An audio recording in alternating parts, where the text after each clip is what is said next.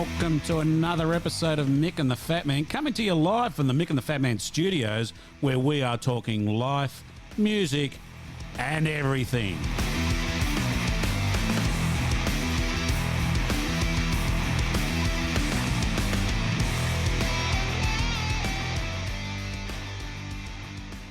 Well, welcome to Mick and the Fat Man, Series 3, Episode number 4.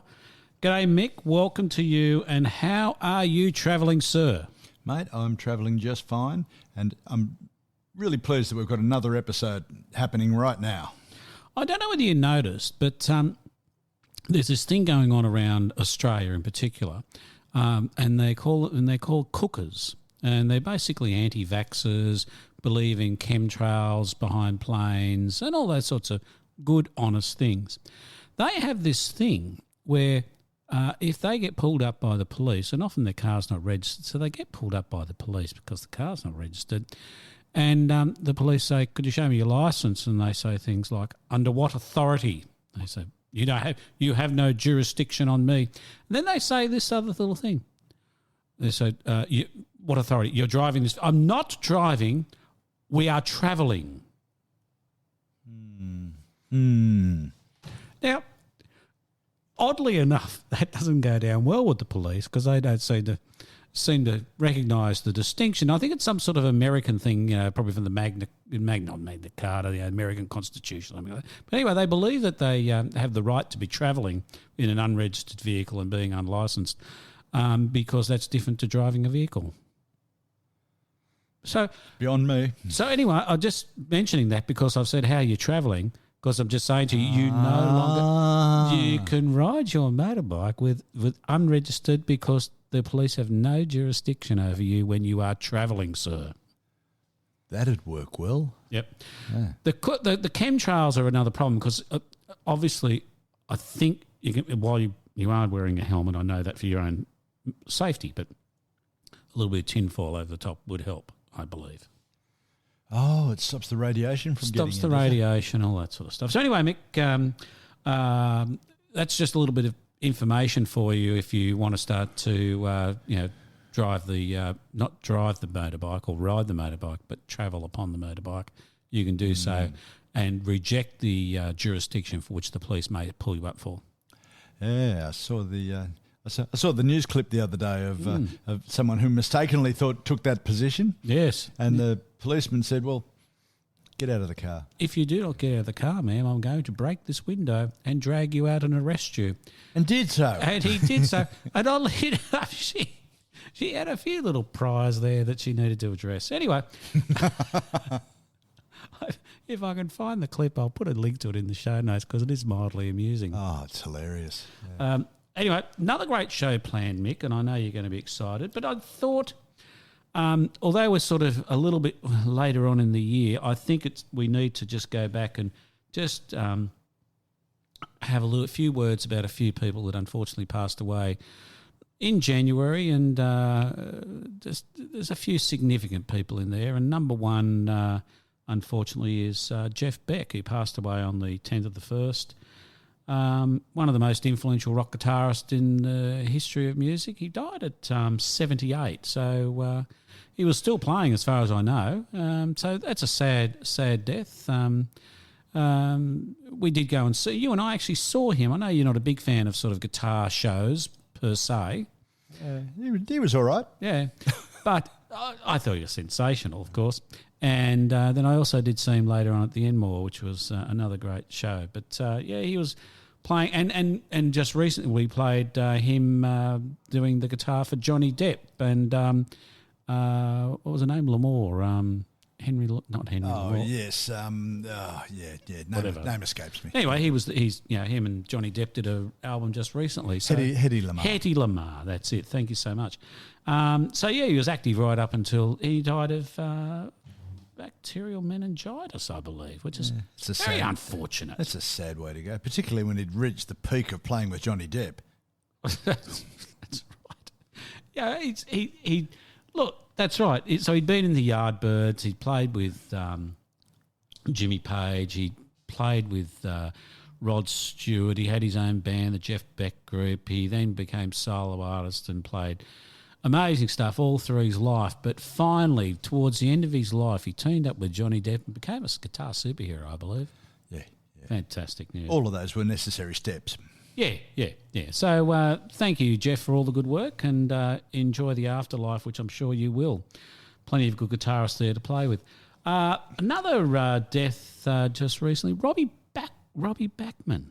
Bachman Turner Overdrive, who fragile. And he was a bit fragile, as it turns out, unfortunately for him. But another band that we kind of liked back in the 70s, I think they were. They're kind of fun. Anyway, so he is taking care of business on the afterlife. Died at 69. No, I'm not sure what he died of. He died of lack of life of some description. Another one died in January. Back in December, Anita Pointer. Remember the Pointer Sisters? I do indeed, yes. And they were a bit of a sensation in the time. Anyway, Anita Pointer was one of the original Pointer Sisters and died at 74 from cancer of some body part somewhere. That's pretty awful. My funniest memory of the Pointer Sisters is on Countdown. It was hosted one time by Rodney Roode. Oh, fucking hell. Who was a comedian who was not beyond living up to his name. And he came out and he said, you just talk like this, I'm Rodney Roode. And he came out with two conical colanders, for straining cooked vegetables and put them in front of his chest and says, next song's the Pointy Sisters, yeah. Not exactly one of the English language's highest moments. He was very good.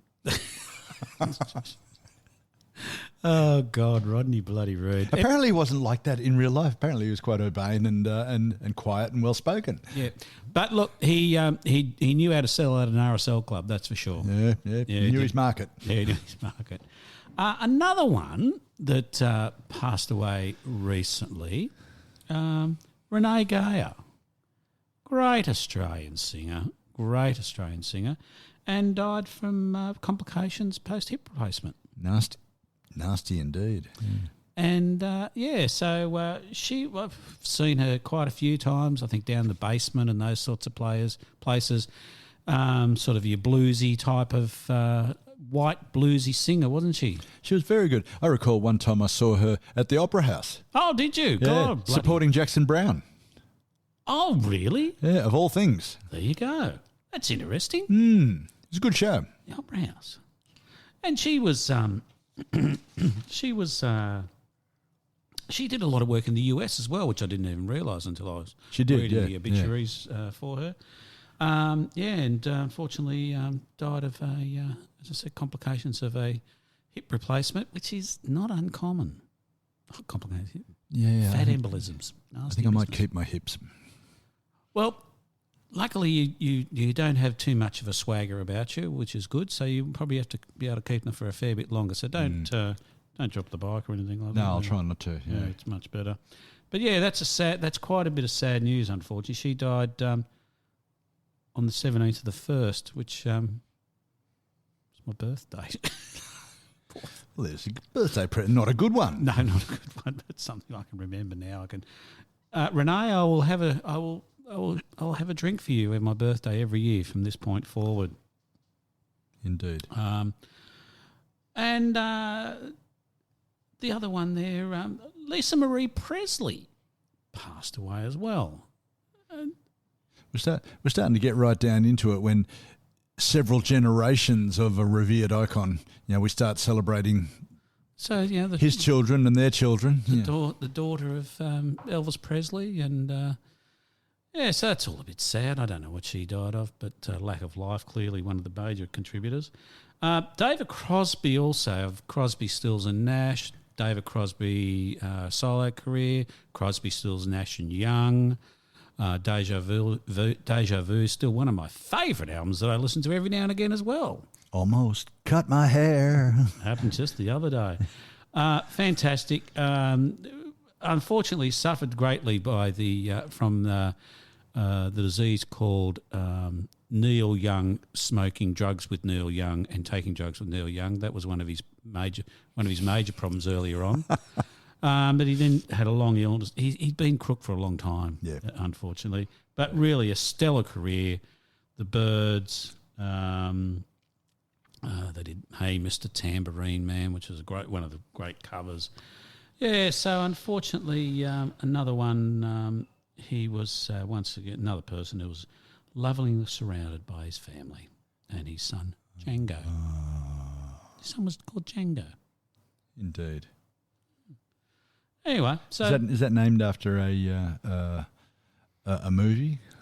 Well, that's it. So you could call it after a movie, or Django Reinhardt, the guitarist. Oh, it's probably that. Yeah, maybe. Don't know.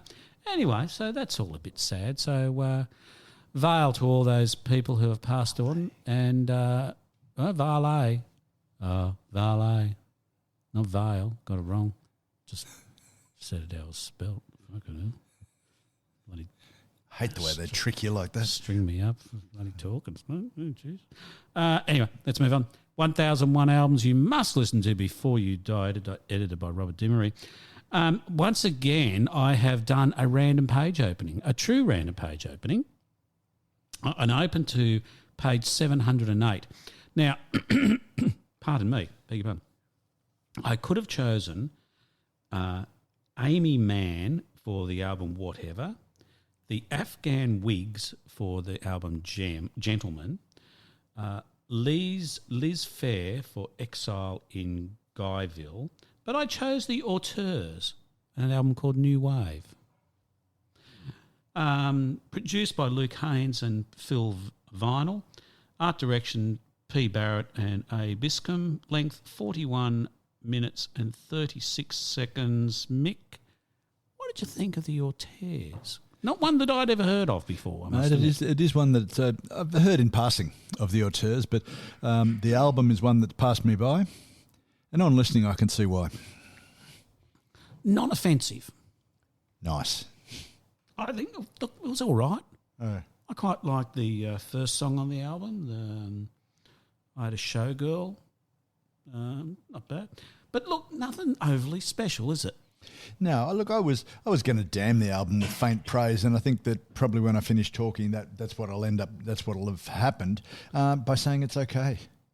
Yeah, and I'm not sure why it's in this book. Yeah, best I could come to was I don't dislike it. It's a pleasant enough. But look, after a couple of listens, I started to hear that oh so English insouciance and fatalism in the lyrics.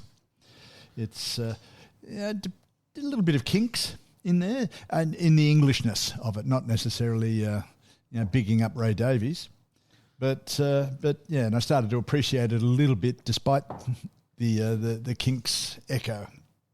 So Chris Shade, who wrote the review of this in the book, says Haynes' incredibly sharp, intelligent lyrics were heavily influenced by his love of theatre and cinema, briefly making him the king of the studious slacker generation. The music was exhilarating and highly influential.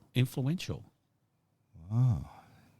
Who do you... Look, I don't think it was it? Highly influential? I don't know. I'd like to see more about that. I did...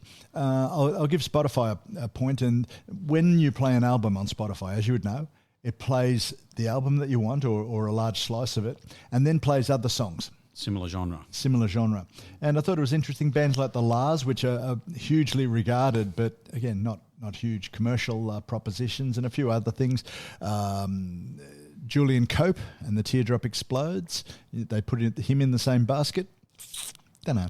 Don't really know. I don't know if I'd go as far as influential. Nice is probably as far as I would go.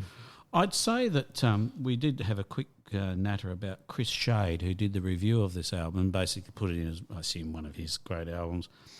And he is a London-based writer, musician and filmmaker, and sometimes he even gets paid. So I think he's the perfect person to be making recommendations for some of the greatest albums of our time. He's influenced me. So, yeah. Look, one word. Was there any of the songs that actually you did like? Yeah, look. You mentioned Showgirl Bride, and look, I picked that up as interpreted that as his comment on the shallowness of relationships and what some people are trying to take out of them. I took a showgirl for my bride, and I know you don't necessarily read the lyrics as much as I might. No. Yeah. I took a showgirl for my bride, sprinkled stardust on my wife, got myself a showgirl bride. Don't you recognise us? And I thought, yeah, okay, all right, I can see what he's trying to do, but I'm not sure if it's sharp enough to be great. Junk shop clothes? Yeah. Yeah, look, he's musing on the pressure to look good, no matter what, to look fashionable. Okay, well, that's good. Yeah. He said, junk shop clothes will get you nowhere. They're out of season. Lenny Bruce never walked in a dead man's shoes, even for one night. So he's talking about how we should all be having new clothing, not old clothing. Well, yeah, don't buy your clothes from a junk shop. Don't buy second-hand clothes. And I think that's a message for all of us. Yeah. But second-hand clothes is kind of a big thing nowadays, isn't it? I would have thought, yeah. Like the whole second-hand clothing market where, you used to go to Savini's and pay $2 for a dress. You now pay $50 for a dress if it's a brand label and all that sort of shit. Yeah. I don't know. I think it's a bit precious, and I think it's a bit the reviewer has picked this album because he wants to pick something that nobody else is going to pick. One of those.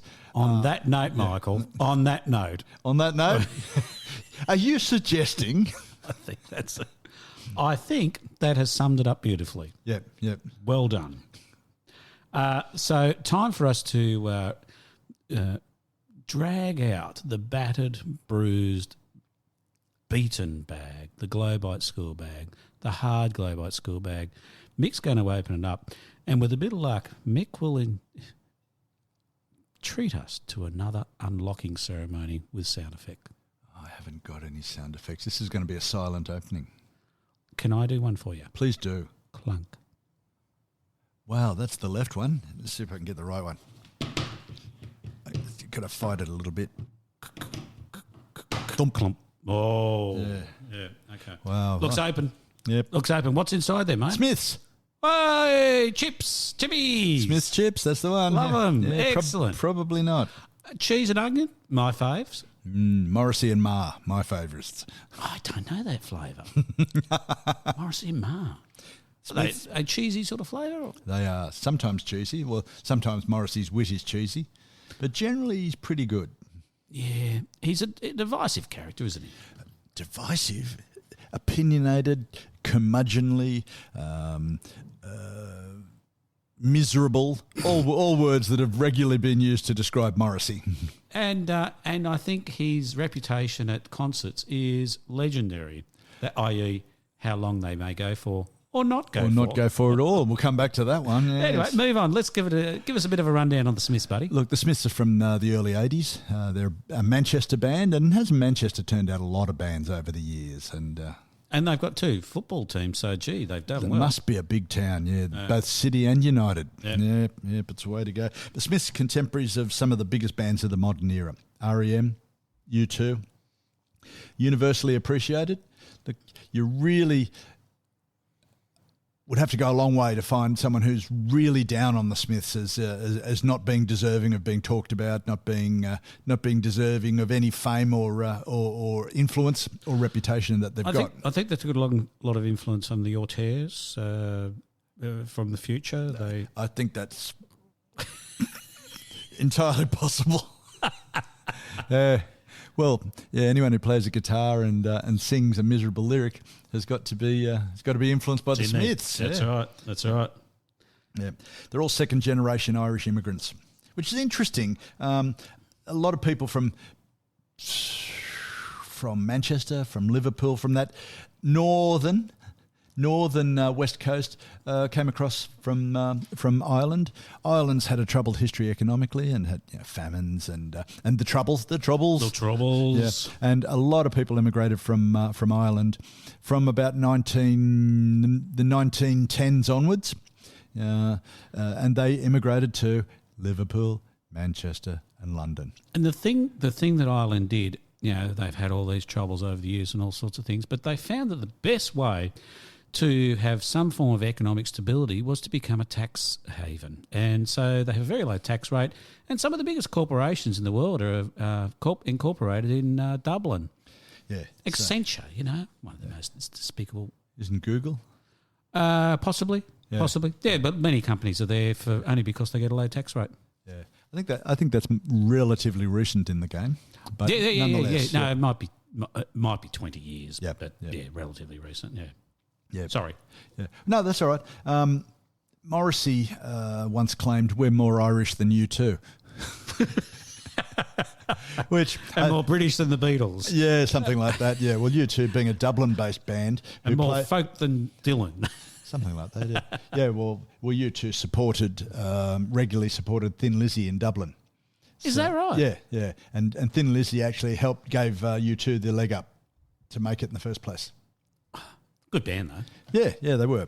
So that's. I think that's more out of Morrissey's orifice than his imagination than anything else, really. Orifice is good though. Yes, orifice will work. His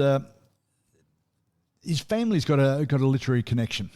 His father was also Stephen Morrissey, Stephen Patrick Morrissey, and his father was Stephen Morrissey, who was the one who emigrated across to Manchester. All right. They lived around the corner from Christy Brown, who's an Irish writer, the author of My Left Foot. Oh, okay. And they lived near Brendan Behan, who's a famous Irish poet, who, at the same time as being a poet and writing sensitive wordings and so on, was an active member of the IRA and did jail on explosive charges. And bad poetry, or was his poetry good? You know what I'm like with poetry. The boy stood on the burning. The boy stood on the burning deck. Yes, indeed. Yeah. Okay. That's interesting neighbours, isn't it? Just yes. So his family emigrated to England in 1956, and he was born in May '59. Great year. It's a good year. Good year. Hard upbringing. The economy. Both England post-war. In quite a few years post-war. England was a basket case for till a generation. Till the 80s. Yeah, a generation or more. Yeah.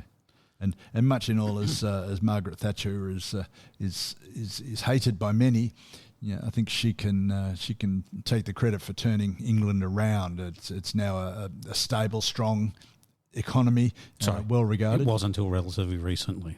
Yeah, exactly right. It's now fucked again. Oh yeah, of course, yeah. Well, that happens when you get someone who can't even comb his hair as the Prime Minister, but that's another story. They knocked a few of them over in the last little while, didn't they? They had Liz Truss. She was good.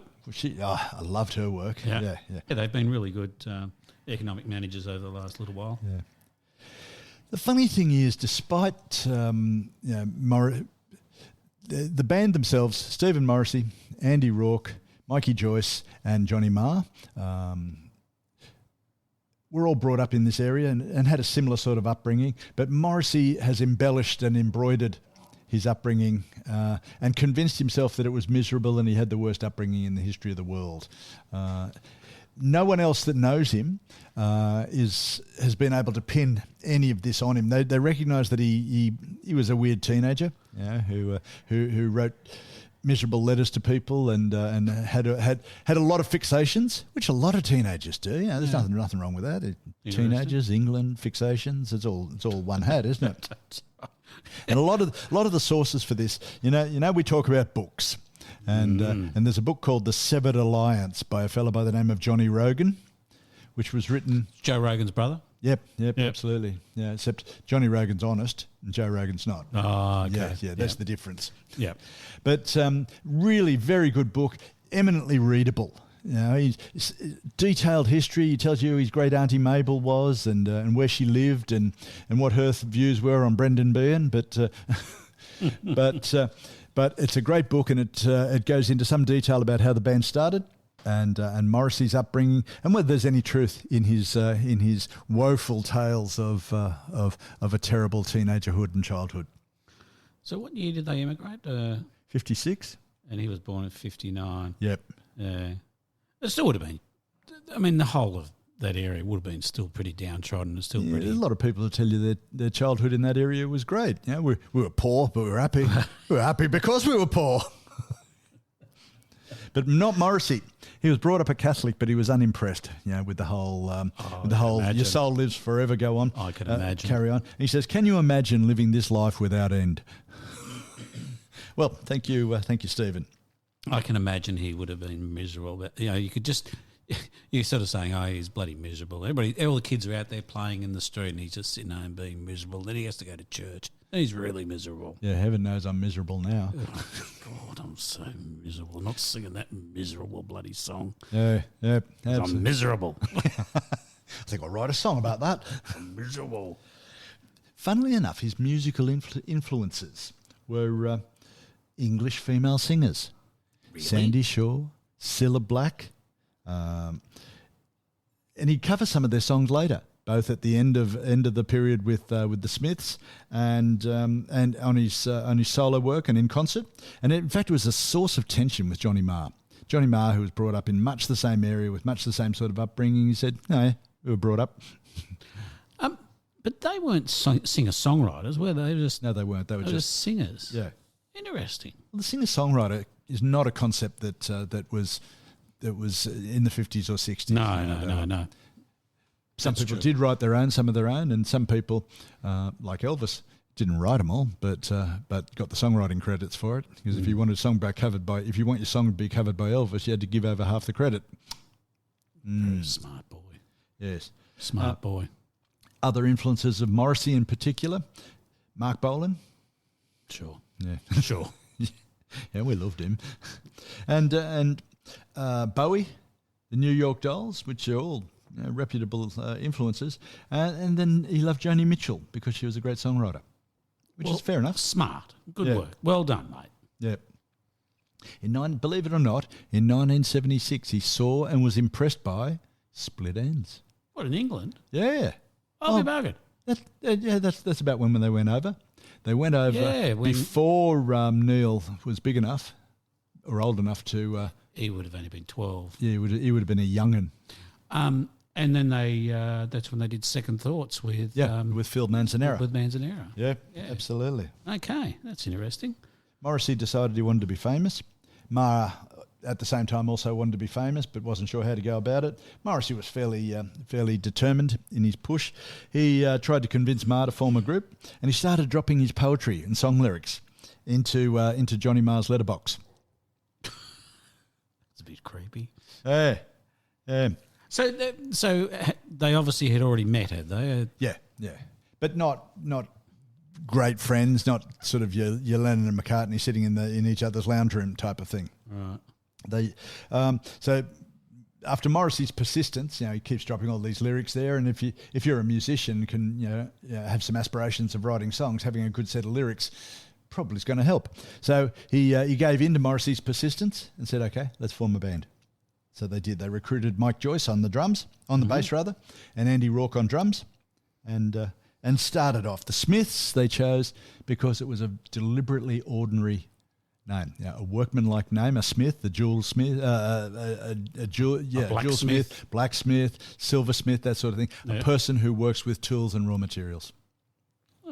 That makes sense. Yeah. So smarter than I thought. Well, indeed. And look, you can't say anything about Morrissey. One thing you can't say about Morrissey is that he wasn't smart. He was a bit dyslexic. Oh, is that right? Yeah. We'll talk about a couple of those examples. But he was very smart and took a lot of his influences on board and turned out some great song lyrics over the years that he wrote with the Smiths and later. But Johnny Marr was an extreme influence on him. And his work after the folding of the Smiths was still really good for a while, but it has tailed off. It did tail off to be nowhere near as good as the stuff he was writing when he was for the 4 years of the Smiths.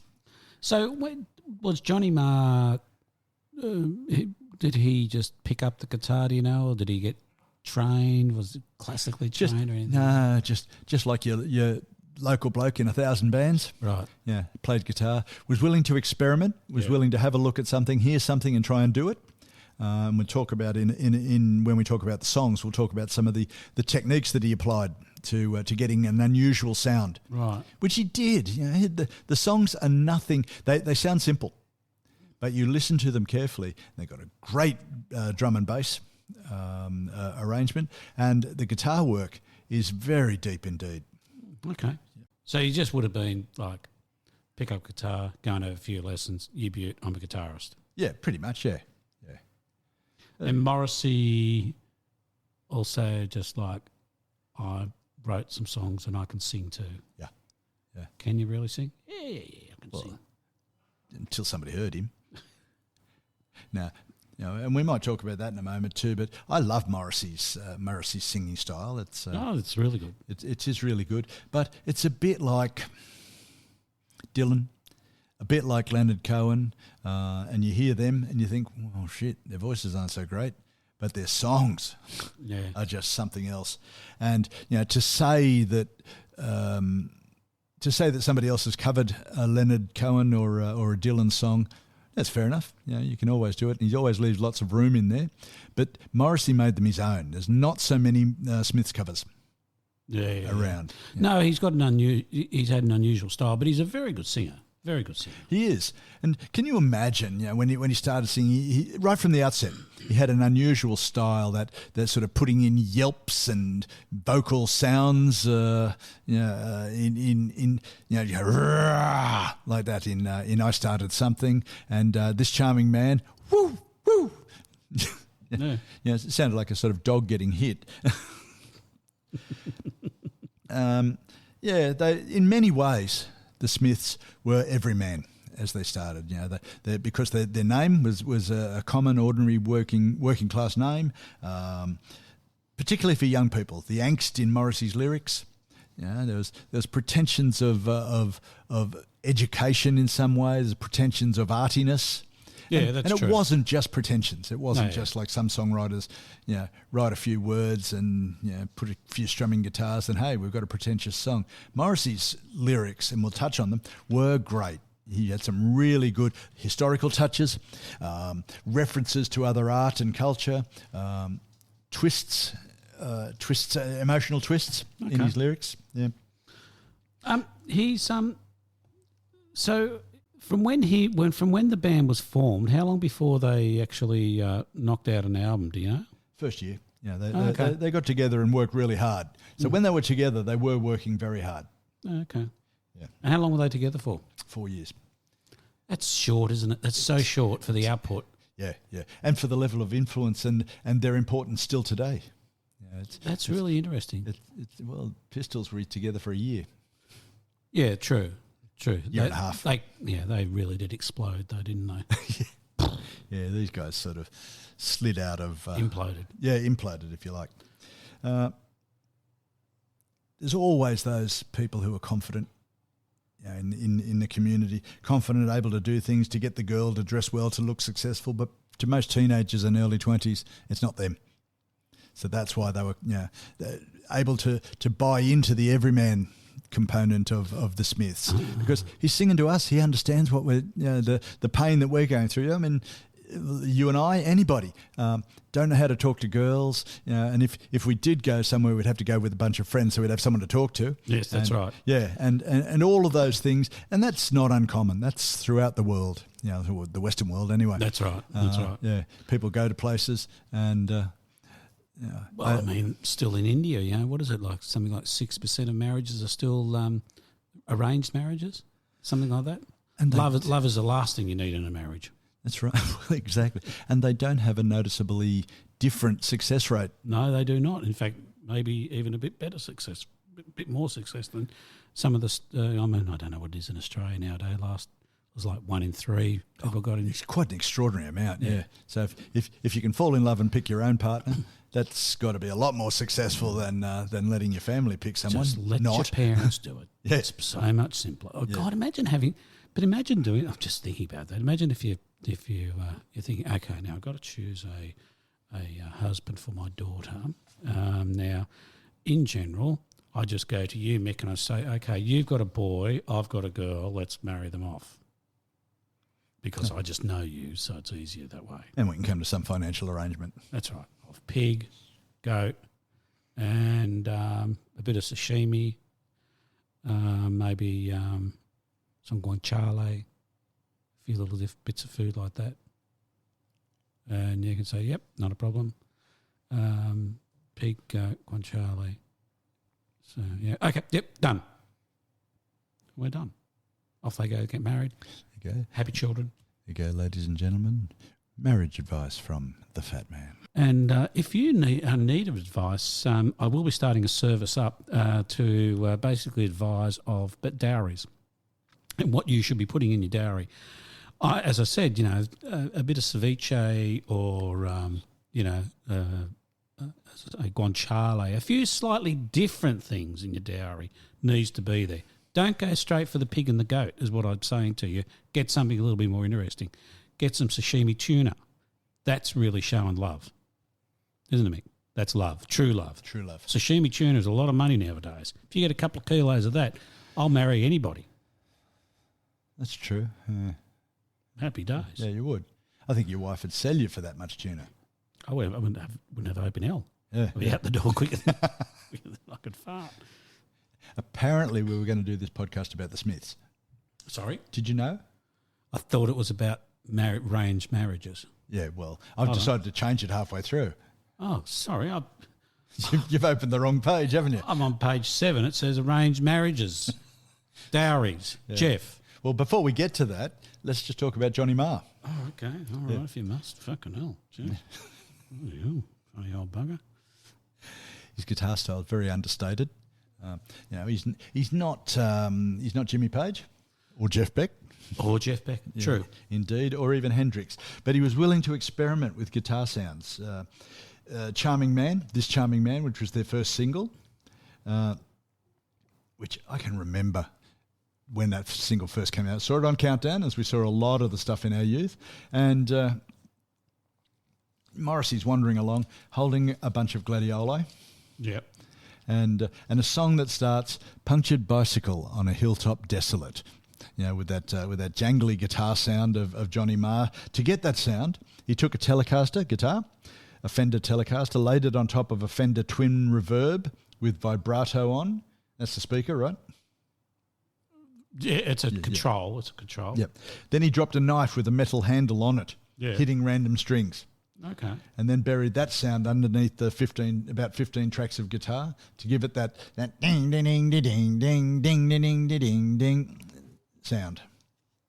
That's smart. It is. It's very smart. That's smart. So, and at that time, in the early 80s, many bands had moved to that post-punk keyboard sound. Orchestral Manoeuvres in the Dark, Cabaret Voltaire, Depeche Mode, and so on. Nothing wrong with those bands. I enjoy much of their stuff, but there wasn't a guitar band scene. The Smiths were... Orchestral Manoeuvres in the Dark. I was never a fan. Yeah, they're all right, yeah. I mean, I'm not crossing the road to go see them, but it was nice enough. Enola Gay, songs like that. Yeah, whatever. Yeah, it was all right. Yeah, whatever. You had to have something to hold apart the ones that you like. You couldn't listen to the radio just with the Smiths. You couldn't listen to music you liked all the time. You had to have something awful to have in between. That's right. So, and the guitar bands of the 70s had broken up, so the Smiths were in and redefined their own sound as that guitar band from Manchester. But a very different guitar sound. Well, indeed, yes.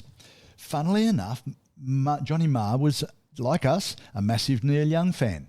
Oh, and he got into trouble for one day wearing a Tonight's the Night badge. Tonight's the Night is one of his early albums. Yeah. And he wore a badge to school and got into trouble for not following the uniform code. Well, good for him. Yes. Well done. Yes, what a good guy. Well, it's fantastic. I'd assume they probably thought, you can wear whatever your badge you like, but it can't be of an American folk artist. Or that could be what it is. So if you had an English folk artist, probably be different. Yeah, any Liverpool or Manchester band should be okay. Yeah, so you could have had you could have had some lyrics. Ferry cross the Mersey. Nice. That's good thinking, isn't it? Yeah. And then he would have been okay. Now, Morrissey would have been all right if he'd written Ferry Cross the Mersey instead of some of the things, Heaven Knows I'm Miserable Now, I Started Something I Couldn't Finish, Girlfriend in a Coma. Lovely song titles. So, and put Morrissey's style of fatalism and doomed romanticism, doomed because he could never experience it, put that with Johnny Marr, and you've got it making some really great songs. Interesting. I've read a lot of comments in researching for this for this episode, which I couldn't understand. People said they didn't like Morrissey's voice. They'd like the Smiths, except for Morrissey's voice, and that just turns them straight off. And think, please refer earlier comments about Leonard Cohen, about Bob Dylan, about pretty much Lou Reed, Patti Smith, David Surkamp from Pavlov's Dog. Yes.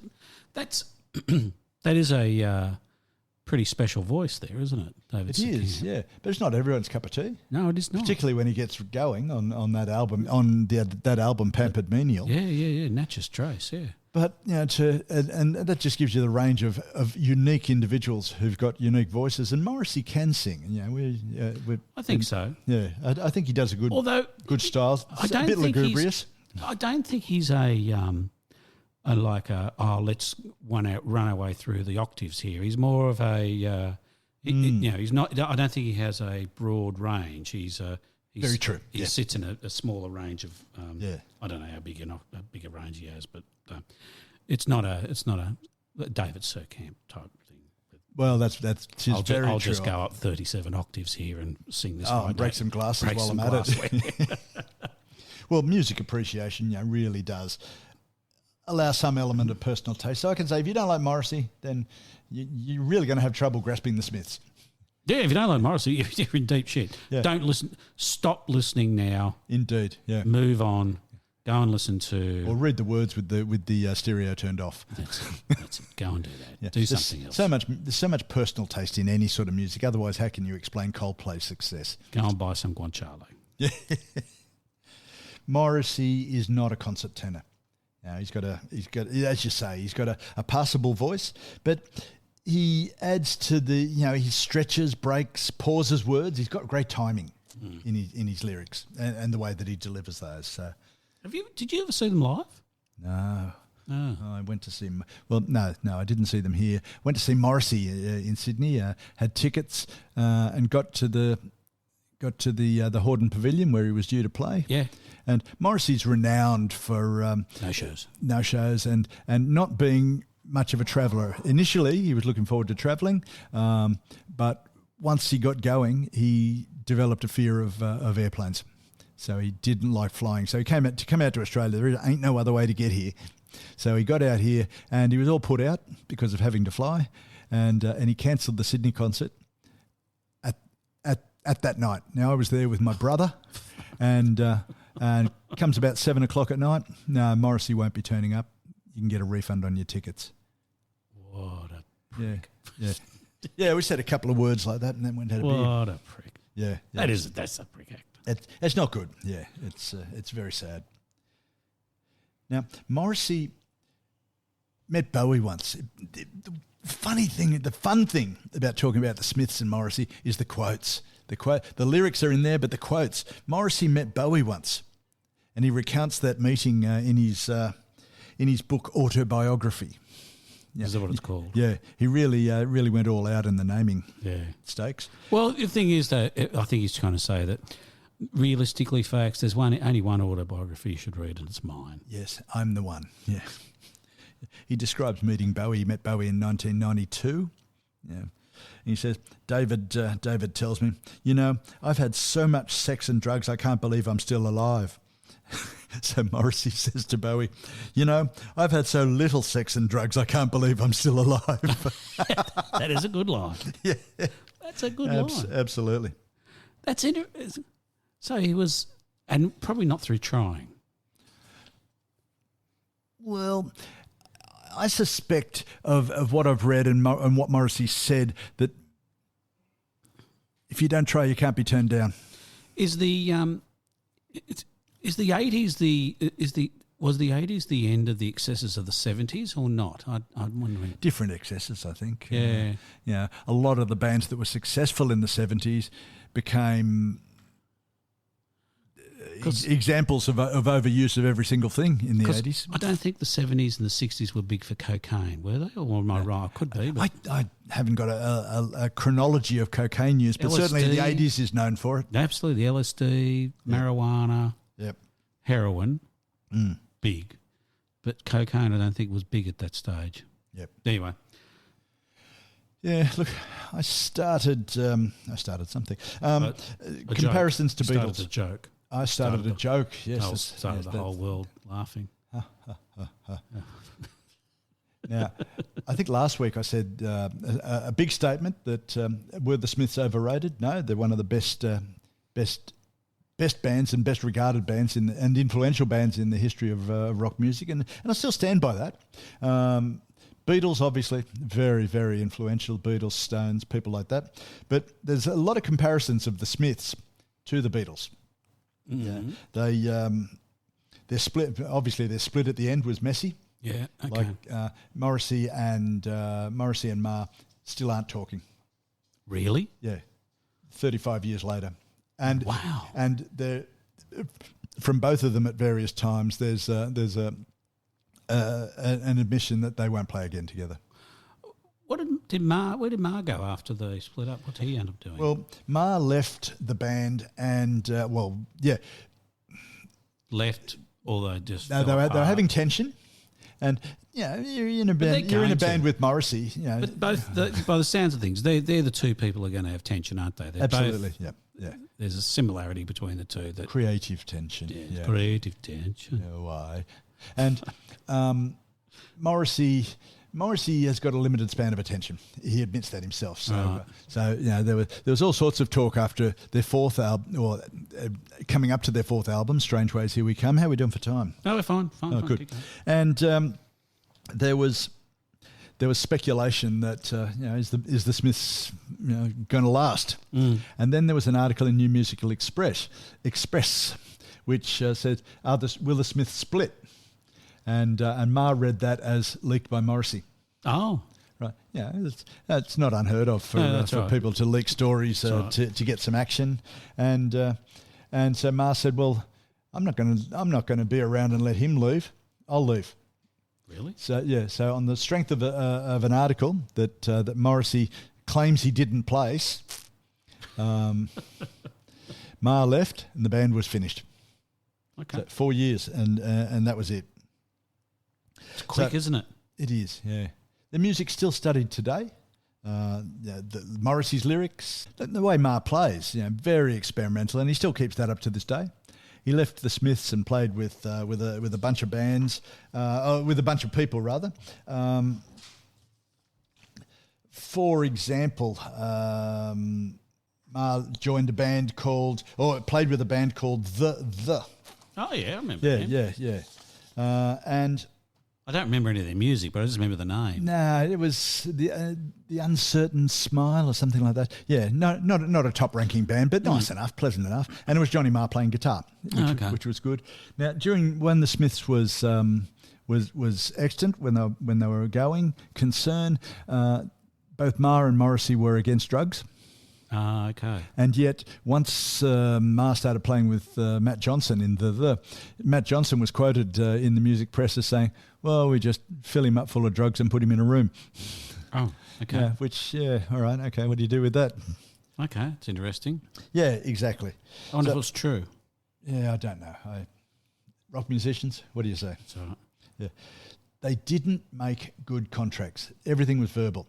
Oh, so they had a big split later after they split up. Mikey Joyce and Andy Rourke took them to court because they had a breakup of the royalties, 40-40-10-10. So Morrissey and Marr got 40 each, right. and Joyce and what's his name, Andy Rourke. Sorry. Well, that just says what. There you go. Yeah, he deserved 10. Yeah, well, because I couldn't remember his name. Yeah. Oh, there you go. Yeah. Unfortunately, the judge thought otherwise.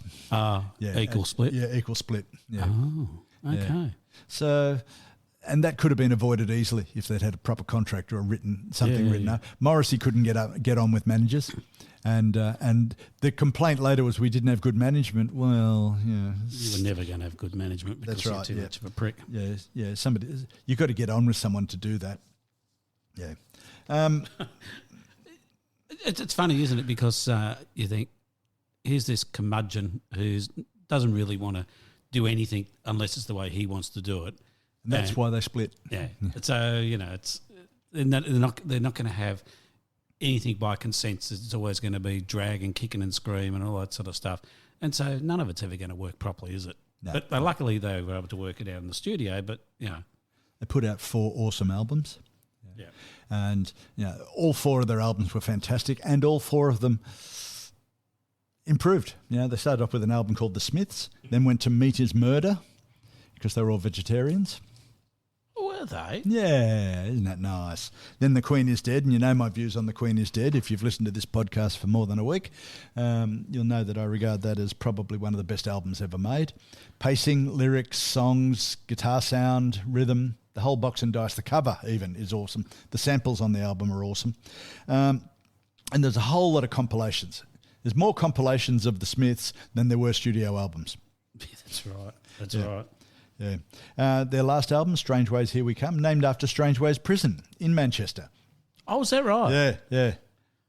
So That's and strange, Morrissey strange name said for a prison, isn't it? well, yeah, a lot of the names in England and Scotland and Ireland may have an English sounding name, but way back when, for the Danish and the Viking invasions and so on, the words came from those languages. I was just looking at their Australian chart success. Probably not a lot. No, they had 7 albums in the top.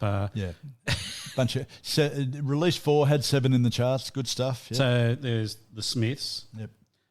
Meat is Murder, as I said. The Queen is Dead. The World Won't Listen. Yep. Strangeways, Here We Come. So that's 5. Is Rank in there? Rank's there. Yeah, that's a live album. And then World Won't Listen to compilation. And then Best. Yeah, compilation. Yeah. And they actually had 2 songs in the charts. The Charming Man. Yep. And Stop Me If You Think You've Heard This One Before, which got to... Stop me if you think you've heard this one before. Nothing's changed. I still love you, only slightly less than I used to.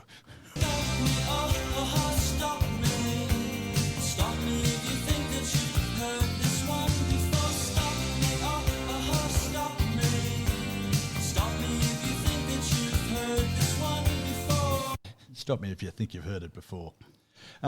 As I said at the start, Morrissey was a little bit dyslexic, not to the point that stopped him writing at all, but he had some words that he just couldn't get. Cemetery, and there's a song on The Queen is Dead called Cemetery Gates, which he spells Cemetry. Oh, Cemetery. Yeah. At least it's not Symmetry. Well, exactly. And on the same album, he claims that he's the 18th Heron descendant of some old queen or other. Is that right? Yeah. But he's.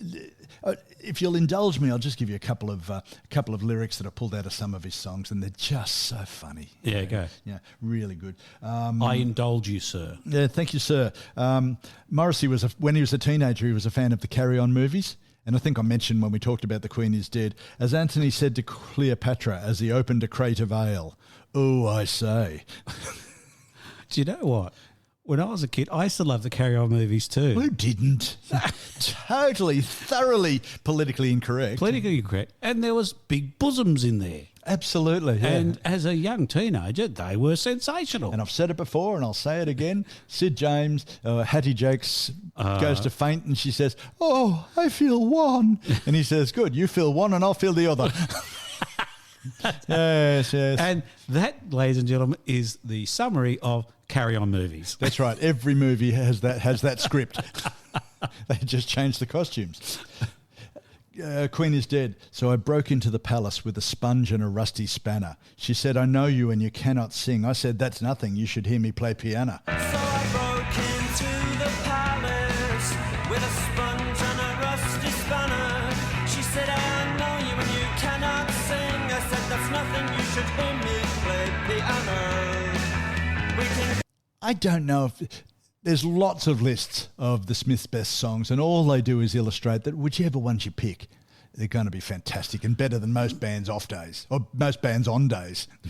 Well, I mean, you haven't got a massive catalogue. 76 songs. So, and there's some, as we said, there's some amazing songs in there. But and you've already said, every album is great. Every album gets better.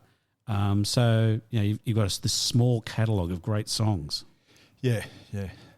If you've never heard the Smiths, the one song that I'll mention now, "How Soon Is Now." just an absolutely awesome song. It's probably one of the most miserable lyrics ever, and I could relate to it as a sort of young teen, early 20s. I'm the son and heir of a shyness that is criminally vulgar. There's a club if you'd like to go. You could meet someone who really loves you. So you go on your own and you leave on your own and you go home and you cry and you want to die.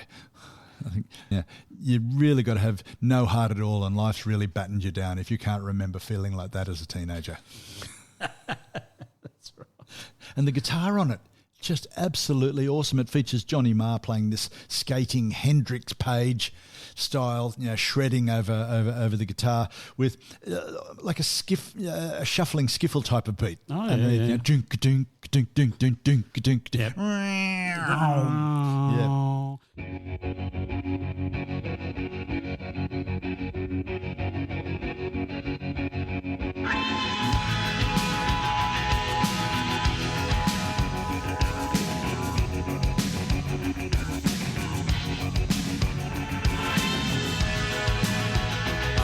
The sun and the air. Yeah, it's interesting, isn't it, that that whole scuffle sort of influence really did influence a lot of British bands, but certainly didn't make its way across the Atlantic, did it? I had this talk with my brother-in-law the other day, exactly, and he said Hank Williams was this great influence on rock, and I said, yes, it was, but that's only half the story. Yeah. Skiffle music was a massive influence. Yes. Everybody who came into the UK in the 60s was Paul McCartney, not least, was very influenced by people like Lonnie Donegan. That's right. Yeah. The Rock Island Line. And you listen to Lonnie Donegan now, and I don't think he's travelled that well over the years, but what a massive influence across so many people. Absolutely. And, you can hear it in so much music. And the Smiths... It's very true. It's exactly the same thing. As I say, that skiffle sound, it's everywhere. Some other lyrics. There's a song called The Headmaster Ritual, and Morrissey hated school, probably because he hated being told what to do. Probably. Yeah. And probably thought he was smarter than them anyway. Well, he probably did. Bit of name dropping here. Marr's guitar on this track, where he with the one as he recorded the track, was owned by Phil Manzanera. Oh, really? Yes, of Roxy Music. What sort of guitar was it? Do you remember? It was a Rickenbacker. The Rickenbacker. Yeah. I know the one you mean. Yeah. It was yeah. owned by Phil Manzanera of Roxy Music, so it all links up. Very nice. Yes, very nice very indeed. Nice. So the Headmaster Ritual. Sir leads the troops, jealous of youth. Same old suits since 1962. It's funny, Rickenbackers were really a product of the 60s and just maybe into the 70s, but Beatles did a lot of stuff with Rickenbackers. Birds, R.E.M., Roger McGinn. But they weren't, the stalwart of rock music was the Les Paul and the Stratocaster and the Telecaster. Yeah. But Rickenbackers still have that great sound. In fact, we just saw, when we went and saw the Underground Lovers. Oh, yeah. The bass player was playing a Rickenbacker bass. Yeah, and that's really nice playing. It was nice stuff, right. Excellent. You don't see them that much, which is sad. Yeah. Look, tell you what else I noticed. We're talking about Morrissey didn't like school, and he slagged off his principal there, but it echoes Roger Waters. Oh, is that right? Yeah, well, Roger Waters probably had the same thing. He didn't like being told what to do because he was more important than everybody else. Still doesn't. But Roger Waters' experience that he detailed in The Wall. When we grew up and went to school, there were certain teachers who would hurt the children in any way they could. And that's in a song called The Best Days of Our Lives on The Wall. It was funny back in the day when we were younger, where we had when we had the odd sadistic teacher who would just love to beat the shit out of you by whatever method, by whatever implement that was legal at the time. Yeah. Or, not questioned, I got smashed across the ruler, across the fingers with a steel ruler just for talking in an exam. Oh, we had one teacher who was pretty good on the cane back in the day. Used to get X cuts with the cane, and he was a big fan of his cane, and he was not very good at it, so everybody used to give him a rev in the class. And I remember one day coming into his class, and we'd just been dissecting rats in science, and someone had stuck a rat to the. I don't even know how they did it. They stuck a rat to the chalkboard. Not all the rat, just the ears, the legs, and the tail. And as soon as it's done, everybody's sitting there going, and he walks in, he looks at it, pulls his cane out, starts walking around trying to find out who put the rat on the blackboard. Oh, for some people, it was not so much a calling of education, really, was it? He was a hopeless teacher, but he was anyway. Sorry about that. That's all right. Do you know the song Panic? Mm-hmm. Panic on this. Yeah. This is another example. I'm trying not to get too wanky because nobody wants to hear that. Too late. We're an hour in, and you've been wanky the whole way. Oh, that's true. Fair enough. Okay. So Panic is another example of the everyman that was the Smiths. Burn down the disco, hang the blessed DJ, because the music that he constantly plays says nothing to me about my life. Oh, that is a good line, isn't it? Isn't it great? That is a great line. Yeah. You are barking up the wrong tree, buddy. These are working class people. Yeah, exactly. And the rest of the bands at that time weren't doing that. That's why they were loved. They weren't the huge success that some other bands might have expected at the time. Yeah. And they often had arguments with their record label about how much they were getting paid. But the fans that they had idealised them and still do. Yeah. Great stuff. Yeah, and he goes into a travelogue around the north: Carlisle, Dublin, Dundee, and Humberside, Leeds, and Birmingham. These are all hard-working, working-class towns. Certainly, none of them has this ring of wonderful touristy, historical towns. Working-class towns, mining towns, all those sorts of things. Yep. And then he uses another echo of The Wall. He uses kids, teenagers in the mix singing "Hang the DJ." They all go, "Hang the DJ, hang the DJ, hang the DJ," and it was all young teenagers of a similar sort of sound as Alice Cooper used in. We Don't Need. Yeah. What was it? School's Out. No. It's on Welcome to My Nightmare. Department of Youth. The same sort of echo, the same sort of sound Alice Cooper got in Department of Youth. The Department of Youth, and all the kids singing that, exactly the same singing "Hang the DJ." And the thing is, if you think back, so we're talking the 80s, the DJs would have been playing disco music. Yeah.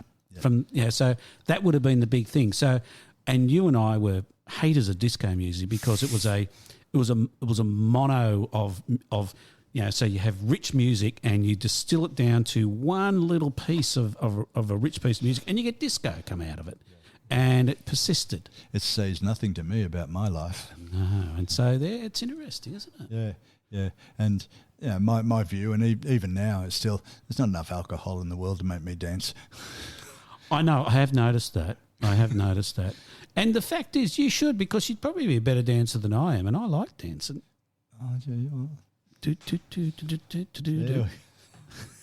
Yes. My wife hates it, and I get up there and I dance with her, and she goes, "Oh no, Jeffrey, I don't want to dance with you because you're a bit silly."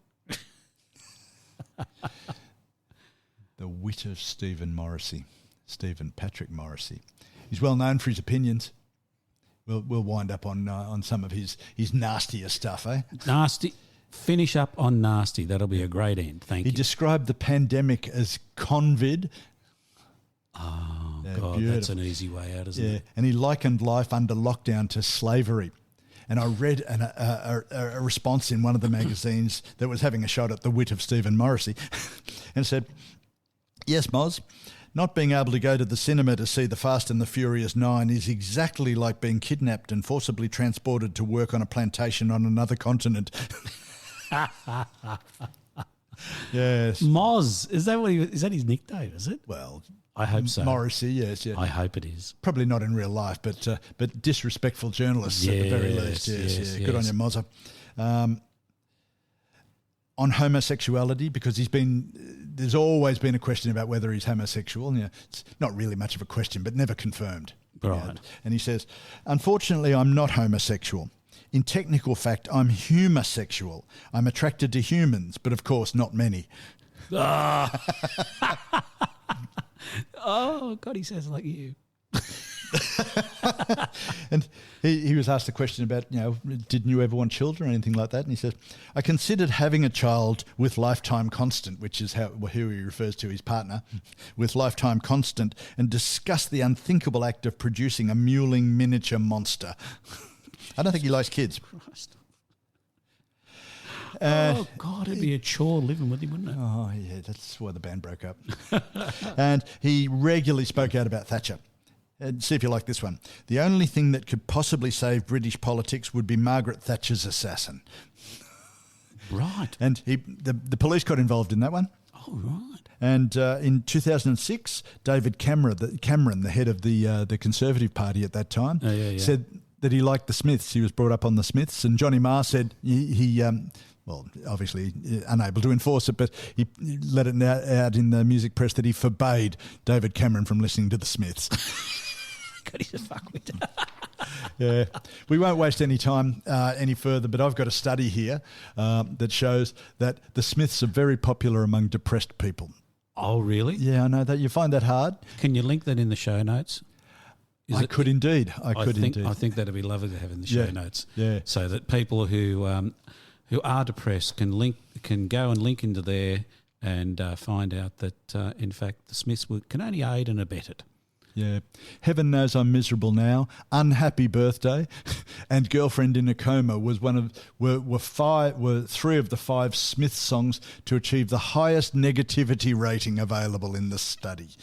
I love the term miserable. It's a different word to unhappy, sad, cranky. Inconsolable. Miserable is a perfect word. Yep. And on that note, ladies and gentlemen, we'll leave it there.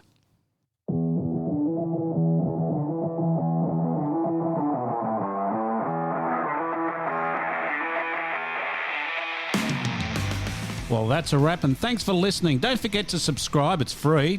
And if you like this, tell your friends about us. Also, contact us at mickandthefatman@gmail.com. Follow us on Facebook and Instagram. Thanks very much. See you next time.